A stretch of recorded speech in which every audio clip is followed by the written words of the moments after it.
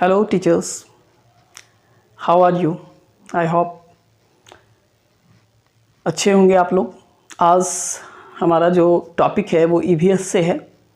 Alternate करके हम topics को डालते हैं, एक दिन मैथ एक दिन ईवीएस को लेते हैं। कल मैथ था और अलजेब्रा को कल हमने आप लोग के सामने एक्सप्लेनेशन किया था अलजेब्रा के बारे में।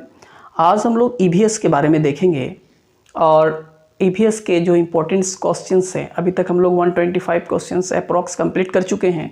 आज 150 तक हमारा कवर होगा और 250 का हमने प्रॉमिस किया है। 250 क्वेश्चंस हम प्रॉमिस के अनुसार कंप्लीट करवाएंगे। आज देखते हैं हमारा पहला क्वेश्चन क्या है। वायुमंडल में ऑक्सीजन का प्रतिशत कितना है? अच्छा क्वेश्चन है, सीटेट में पूछा भी गया है कि वायुमंडल में ऑक्सीजन का प्रतिशत कितना है। पहला ऑप्शन है 78%, बी 0.93%, सी 0.03% और टी 21%। देखिए, अगर 78% की बात करते हैं तो हमारे वायुमंडल में सबसे अधिक 78% क्या है? नाइट्रोजन है। क्या है? नाइट्रोजन है। 0.93% की अगर बात की जा रही है तो हमारे वायुमंडल में आर्गन की जो मात्रा है, आर्गन की मात्रा वो 0.93% है।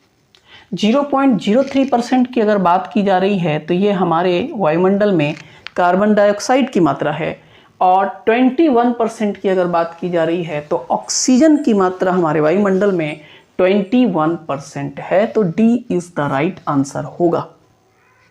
मेरे ख्याल से समझ गए होंगे। इसको अगर आप ऐड करेंगे तो कुछ जो पॉइंट्स हैं वो कम हो जाएंगे। उसका रीज़न है कि अदर गैस भी कुछ हैं और अदर गैस कुछ पॉइंट समथिंग % भी हैं हमारे वायुमंडल में, लेकिन मुख्य तौर पर यही चार याद करेंगे। नाइट्रोजन 78%, उसके बाद ऑक्सीजन है 21%, उसके बाद आर्गन है 0.93% और फिर कार्बन डाइऑक्साइड 0.03%। चलिए अगले प्रश्न पर आते हैं। हमारा नेक्स्ट क्वेश्चन है, त्वचा कैंसर का कारण क्या है? एक्स किरणें, गामा किरणें, परावैंगिक किरणें, सभी। देखिए, त्वचा कैंसर की अगर हम बात करते हैं तो ये बहुत थोड़ा सा हम यहाँ पर बेसिक आपको क्लियर करवा देते हैं कि त्वचा कैंसर क्या होता है। हमारे शरीर का एक ऐसा विकार है जो किरणों के कारण होता है और ये किरणें कहाँ से आती है? तो सूर्य से आने वाली किरणों के कारण होता है। अब भैया आप ये बोलेंगे कि सूर्य से किरणें तो आती हैं, हम रात दिन रहते हैं, हम लोग को तो नहीं होता है, लेकिन सूर्य से आने वाली सारी किरणों के कारण नहीं होता है। ठीक है, ये कुछ किरणें होती हैं और उन किरणों को हमारे जो लेयर्स हैं उसमें एक लेयर जो है वो ओजोन होता है। क्या होता है? ओजोन। तो वो ओजोन लेयर क्या करता है? उन आने वाली घातक किरणों को एब्सॉर्ब कर लेता है, अवशोषित कर लेता है, खींच लेता है। लेकिन इतनी ज़्यादा प्रदूषण अभी जो बढ़ रहे हैं, वायु प्रदूषण खास करके, इन प्रदूषण के कारण क्या हो रहा है कि ओजोन परत में कुछ जगह पर छिद्र देखा गया है, कुछ जगहों पर छेद हो गया, जिसके कारण वो किरणें डायरेक्ट अर्थ पर पहुंचने लगी हैं और जो उसके समक्ष आ गया, मतलब समझ लीजिए कि परावैंगनी, और वो कौन सी किरणें हैं? परावैंगनी किरणें होती हैं। तो अल्ट्रावायलेट किरणें जो होती है, परावैंगनी किरणें होती हैं, वो डायरेक्ट अर्थ में पहुंचने लगी और उसके कारण न सिर्फ हमारे वायुमंडल की गर्मी, तापमान वो हमारे वायुमंडल का बढ़ा रहा है, बल्कि अनेक प्रकार के विकार भी उत्पन्न कर रहा है। तो इसका राइट आंसर समझ गए होंगे कि त्वचा कैंसर का मुख्य कारण क्या होता है? परावैंगनी किरणों का पृथ्वी तक पहुंचना। ठीक है, आगे बढ़ते हैं हम लोग अगले प्रश्न की ओर। पृथ्वी पर पहुंचने से पहले ओजोन परत किन कारणों से किन किन किरणों को अवशोषित करती है? पृथ्वी पर पहुंचने से पहले, अच्छा उसी से रिलेटेड क्वेश्चन है, पृथ्वी पर पहुंचने से पहले ओजोन परत किन किरणों को अवशोषित करती है? पहला ऑप्शन है अल्फा, बी बीटा, सी एक्स या डी परावैंगनी।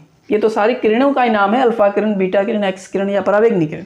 तो अभी इसके बारे में डिस्कस हो ही गया कि ओजोन परत क्या करती है? अल्ट्रावायलेट किरणों को, परावैंगनी किरणों को अवशोषित कर लेती है, एब्सॉर्ब कर लेती है। तो डी इसका राइट आंसर होगा, परावैंगनी किरणें।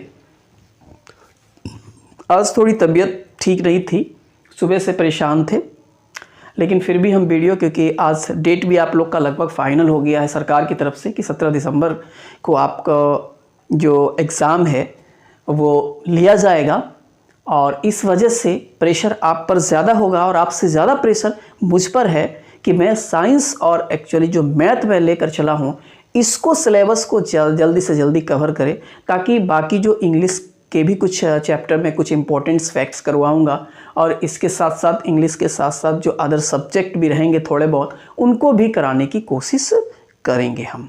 तो चलिए बढ़ते हैं हम लोग आज के अगले प्रश्न की ओर। अगला प्रश्न है हमारे सामने, पेड़ पौधे प्रदूषण को कम करते हैं क्योंकि वो अवशोषित करते हैं।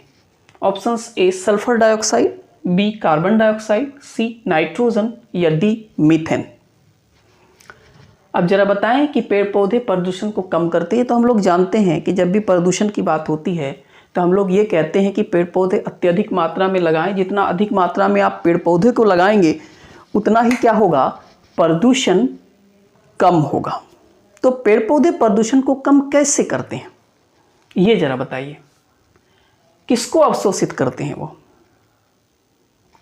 देखिए, अगर हम बात करते हैं कि पेड़ पौधे किसको अवशोषित करते हैं तो जनरली हम लोग सामाजिक भाषा में भी बोलते हैं कि हम लोग जो पेड़ पौधे होते हैं, हमारे समाज के लोग, चाहे वो पढ़े लिखे हों या कम पढ़े लिखे हों या नहीं भी हों, तो वो इतना तो ज़रूर जानते हैं कि पेड़ पौधे हमें ऑक्सीजन देते हैं और कार्बन डाइऑक्साइड लेते हैं। लेकिन ऐसा प्रोसेस नहीं है। बहुत सारे ऐसे भी बोलते हैं कि पढ़ लिखने के बाद भी मतलब थोड़ा सा अनुभव उनको कम होता है और साइंस के बारे में उतना नॉलेज शायद नहीं होता होगा कि रात में जो होते हैं पेड़ पौधे क्या करते हैं, ऑक्सीजन लेते हैं और कार्बन डाइऑक्साइड देते हैं, इसलिए पेड़ पौधे के सामने नहीं सोना चाहिए। ये बात सही है कि पेड़ पौधे के सामने नहीं सोना चाहिए, लेकिन जो ब्रीथिंग वाली बात करते हैं वो बिल्कुल सरासर गलत है। और दिन में क्या करते हैं पेड़ पौधे, क्या करते हैं, कार्बन डाइऑक्साइड लेते हैं, ऑक्सीजन छोड़ते हैं, ये भी सरासर गलत है। भैया आप जरा सा सोच कर देखिए, जो श्वसन प्रक्रिया है, जो ब्रीथिंग है, तो हम अगर ब्रीथिंग, अभी हम ब्रीथिंग कर रहे हैं, हम ऑक्सीजन ले रहे हैं और कार्बन डाइऑक्साइड को छोड़ रहे हैं, निकाल रहे हैं, ठीक है।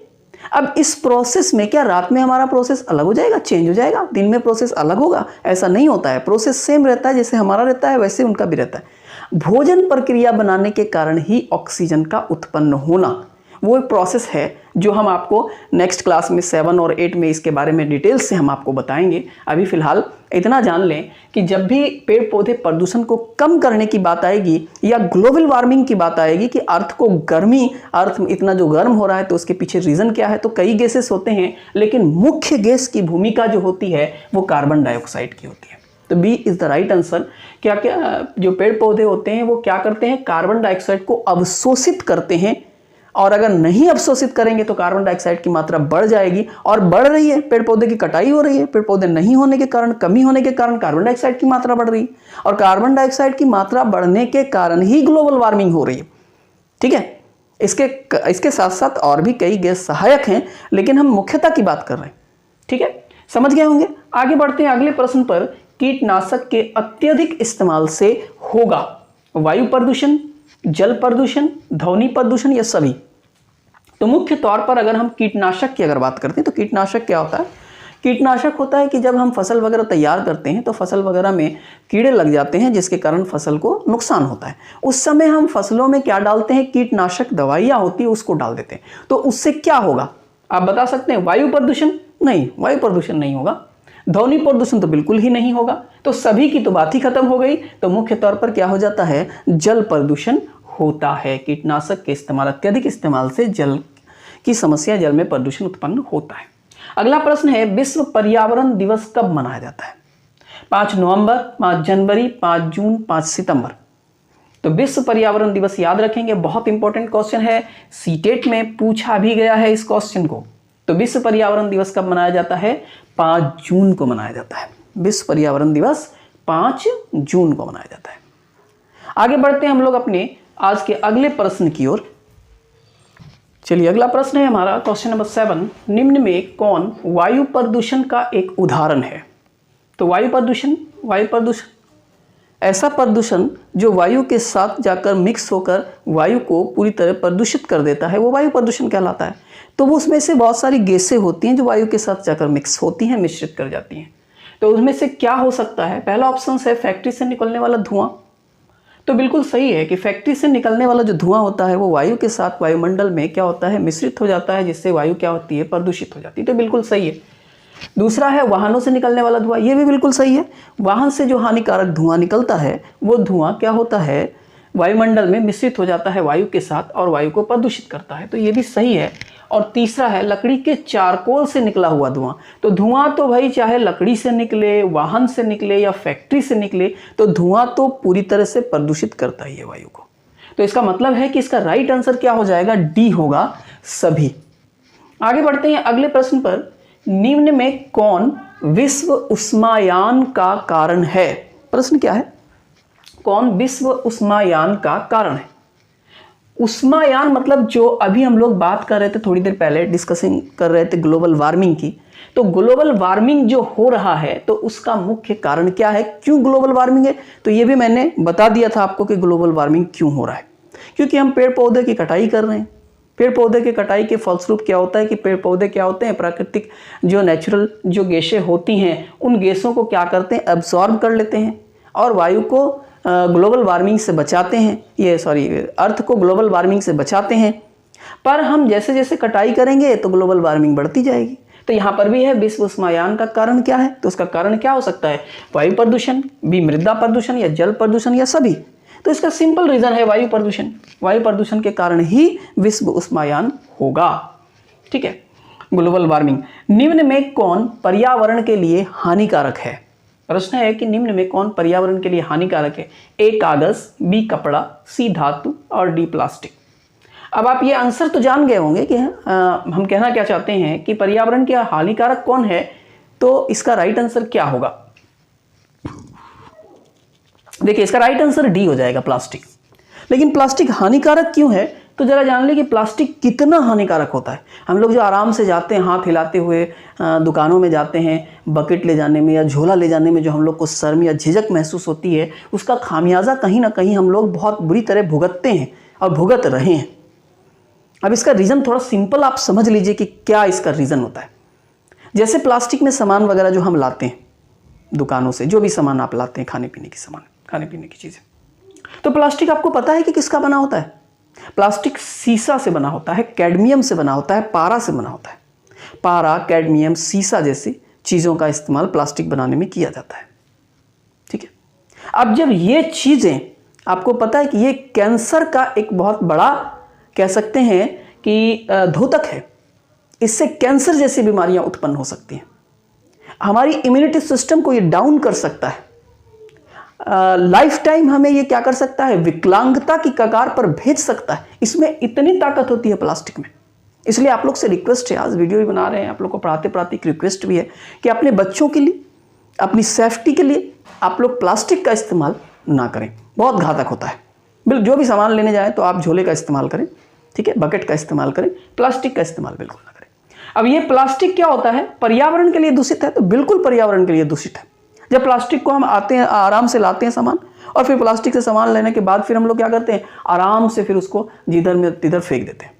फेंकने से क्या होता है, वो जो मृदा होती है, मिट्टी जो होता है, उस मिट्टी को पूरी तरह से पॉल्यूटेट कर देता है, प्रदूषित कर देता है। तो उसका रीज़न तो हम बता ही दिए, क्योंकि उससे जैसे जैसे वो जो प्लास्टिक है आपके मिट्टी के साथ मिक्स होता है तो उसमें कई गैसें, जैसे प्राकृतिक गैसें उससे निकलती हैं और प्राकृतिक गैसें पर्यावरण को प्रदूषित करती हैं। मिट्टी को तो प्रदूषित कर ही रही हैं, उसके साथ साथ एनवायरनमेंट को भी ये प्रदूषित करता है। तो प्लास्टिक अति हानिकारक है, इसको याद रखेंगे। चलिए आगे बढ़ते हैं हम लोग अपने अगले प्रश्न की ओर।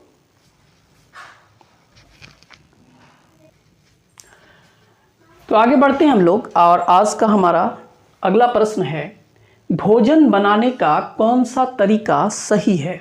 ऑप्शंस ए सब्जी काटकर धोना, बी सब्जी को धोकर काटना, सी सब्जी को पहले धूप में रखना, या फिर डी सब्जी को अच्छे से तलना। तो बताइए इसका राइट आंसर क्या हो जाएगा? भोजन बनाने का सही तरीका क्या है?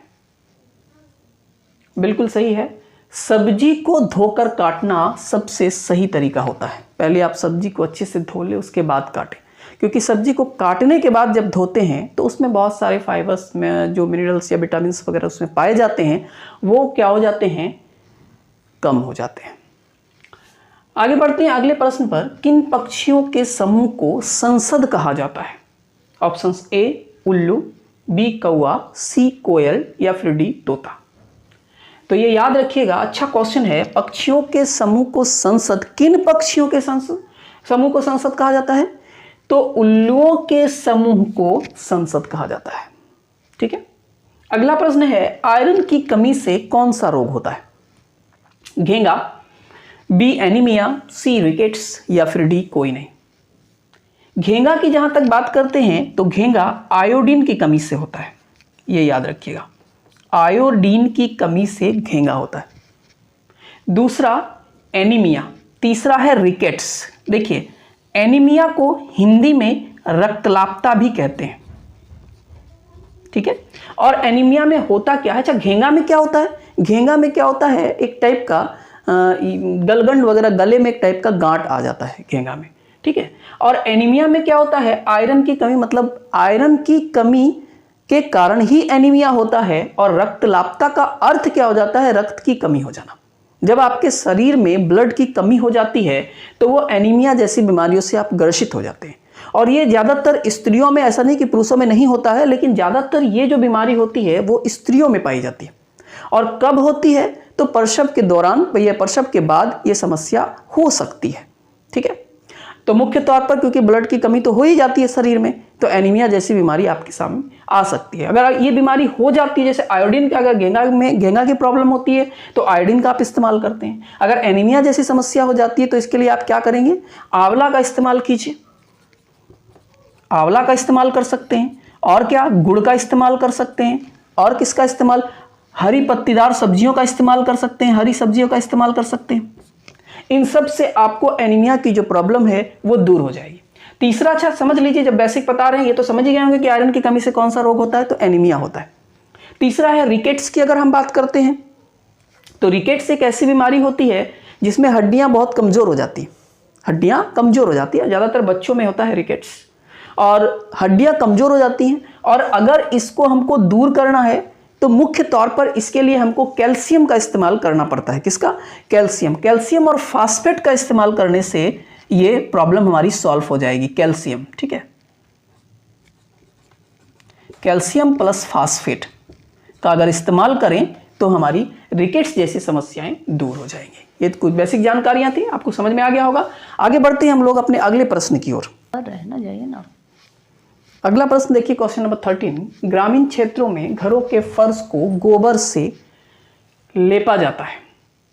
तो ये तो आप लोग भली भांति जानते होंगे, कृषक फैमिली से बिलोंग करते हैं, कि ग्रामीण क्षेत्रों में क्या किया जाता है? घरों के जो फर्श होते हैं उसको गोबर से लेपा जाता है। क्यों लेपा जाता है? पहला ऑप्शन है फर्श को चिकना और साफ रखने के लिए। ऑप्शन बी प्राकृतिक रंग देने के लिए। ऑप्शन सी कीड़ों को दूर रखने के लिए। या फिर डी गोबर शुभ माना जाता है इसलिए। तो इसका राइट आंसर क्या हो जाएगा? कीड़ों को दूर रखने के लिए ग्रामीण क्षेत्रों में फर्श को गोबर के द्वारा लिपा जाता है। चलिए आगे बढ़ते हैं हम लोग अपने अगले प्रश्न की ओर। अगला प्रश्न है हमारे सामने क्वेश्चन नंबर 14। सीएनजी का संक्षिप्त रूप क्या होगा? Clean natural gas, B compressed natural gas, C carbonised natural gas और डी कार्बोरेटेड नेचुरल गैस। तो इसका राइट आंसर क्या होगा बताइए जरा?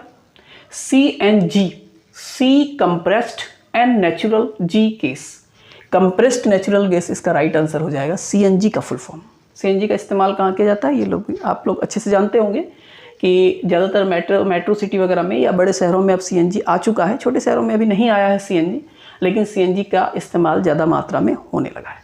इसके साथ साथ सीएनजी के बारे में जब हम जाने तो एलपीजी के बारे में भी ज़रा जान लीजिए। एलपीजी भी एक गैस होता है, इसे लिक्विड पेट्रोलियम गैस कहा जाता है, और इसका इस्तेमाल हम लोग घरों में, रसोई घरों में इस्तेमाल करते हैं। LPG, liquid petroleum gas. ठीक है, आगे बढ़ते हैं क्वेश्चन नंबर 15। जैविक समुदाय में प्राथमिक उपभोक्ता कौन है? जैविक समुदाय में प्राथमिक उपभोक्ता कौन है? पहला शाकाहारी, बी मांसाहारी, सी सर्वाहारी, डी सभी। इसको जानने के लिए आपको खाद्य श्रृंखला को थोड़ा जानना पड़ेगा, बेसिक चीज। तो खाद्य श्रृंखला में क्या होता है? अगर हम खाद्य श्रृंखला की बात करते हैं तो सबसे पहले जो सेल्फ कह सकते हैं कि जो शाकाहारी जो मतलब पेड़ पौधे वगैरह होते हैं, जैसे घास वगैरह हो गया, तो अगर हम घास की बात करते हैं तो घास को सबसे पहले कौन खाता है?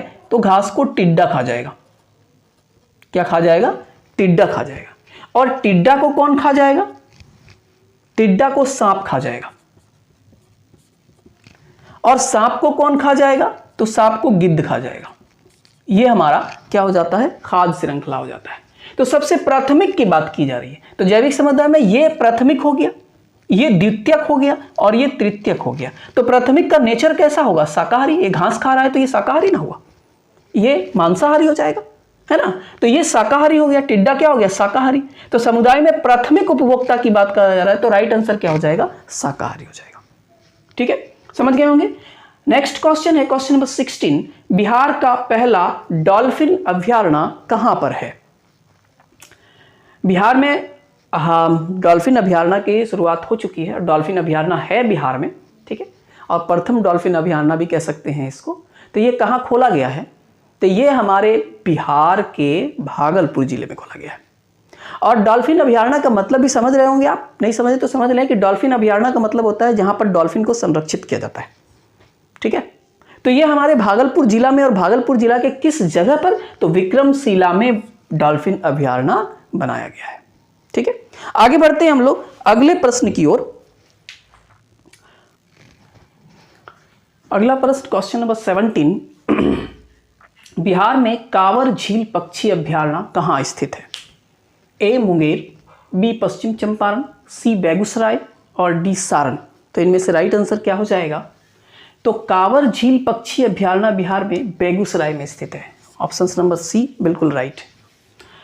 और आप लोग हमारे वीडियो को ज़्यादा से ज़्यादा सब्सक्राइब करने की कोशिश करें, ज़्यादा से ज़्यादा शेयर करें, लाइक करें, कमेंट करें।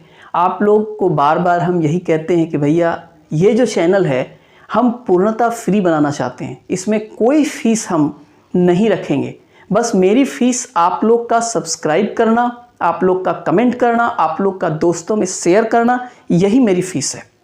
ठीक है, और कुछ कमेंट भी आज आए थे, और कुछ कमेंट था, स्पेशल कमेंट था कि आप बिल्कुल इसी तरह लाइफ में सफल हों।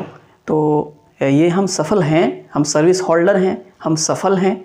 ये बस समझ लीजिए कि डेली जो मेहनत कर रहे हैं, हम चाह रहे हैं कि हमारे बिहार के जो 4 लाख नियोजित शिक्षक हैं उनसे नियोजन का जो नियोजित वाला टैग है वो हट जाए। इसलिए समझ लीजिए कि 2 घंटा 3 घंटा हम आप लोग के पीछे मेहनत करते हैं डेली। ठीक है, डे में अगर टाइम रहता तो मैं लाइव भी आता आप लोग के, लेकिन टाइम है नहीं, वक्त की कमी है, इस वजह से फिर भी हम जो प्रॉमिस किए हैं अपने प्रॉमिस को पूरा करेंगे। ठीक है, आगे बढ़ते हैं अगले प्रश्न पर। गोगाबिल पक्षी विहार किस जिले में स्थित है? कटिहार, बी किशनगंज, सी अररिया, डी पूर्णिया। तो गोगाबिल पक्षी विहार कहाँ स्थित है? ये बिहार के कटिहार में स्थित है। ए राइट आंसर इसका होगा। ऑप्शन क्वेश्चन नंबर 19 देखिए, गौतम बुद्ध पक्षी अभयारण्य कहाँ है? थोड़ा पक्षी अभयारण्य की यहाँ पर हम अभयारण्य वगैरह जो बिहार में है उसकी बात कर रहे हैं, क्योंकि वो नेसेसरी है। इससे क्वेश्चन बिल्कुल एक क्वेश्चन निश्चित रूप से पूछ देता है। हमेशा देखा गया है कि बीपीएससी में भी, या फिर आप सीटेट की बात कीजिए, या फिर अभिदक्ष सक्षमता की बात कीजिए, तो इससे बहुत क्वेश्चंस आने की संभावना रहती है।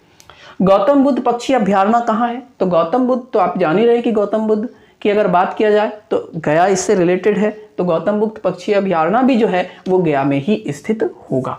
तो गया इसका राइट आंसर होगा। आगे बढ़ते हैं हम लोग अगले प्रश्न की ओर। अगला प्रश्न है क्वेश्चन नंबर 20। बरेला सलीम अली पक्षी अभयारण्य कहाँ स्थित है? तो बरेला सलीम अली पक्षी अभयारण्य कहाँ स्थित है? ए राजगीर, बी वैशाली, सी दरभंगा या डी कैमूर।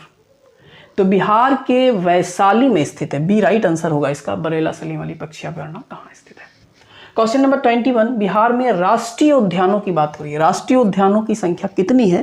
तो ये प्रश्न आपके लिए रहेगा, ये कमेंट करके हमको आंसर बताएंगे कि इसका राइट आंसर क्या होगा। बिहार में राष्ट्रीय उद्यानों की संख्या कितनी है? आज के लिए ईवीएस के इतने ही प्रश्न। आगे हम लोग देखेंगे, अगला वीडियो लेकर कल आएंगे। तब तक के लिए बाय।